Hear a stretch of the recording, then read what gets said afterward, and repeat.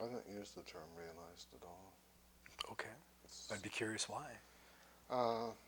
If you look up realized in the dictionary, the first meaning for it is to realize a profit.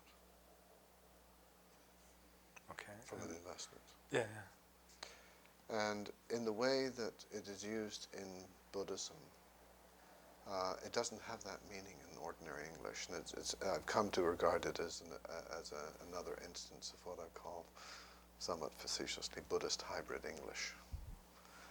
And the use of realization is one such example of it. The term that is usually translated, and then you get into this whole business of realized or not realized, as if it's a quality in the person, and that's the whole problem. Yeah, or that you hit some sort of like psycho-spiritual puberty or something. There's something like transformative. You cross over this threshold, and you got the cook. You get the little gold star now, and you could be at the front of the row. And exactly. The word, I don't know what the Sanskrit word, because I'm not a Sanskrit scholar, but the word in Tibetan is dokpa, and I almost always translate it as direct understanding.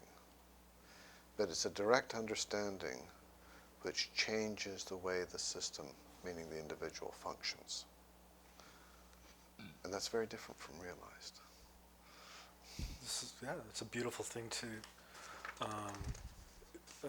it's a very useful distinction to have in broader circulation, or to have, side by, to have alongside of other people's perspectives, as well as, potential viewers' perspectives on what, on these terms that get bandied around. Like everyone understands, what everyone else is talking about, but, a few people say like, no, here are the building blocks, that refer to these terms that I'm using.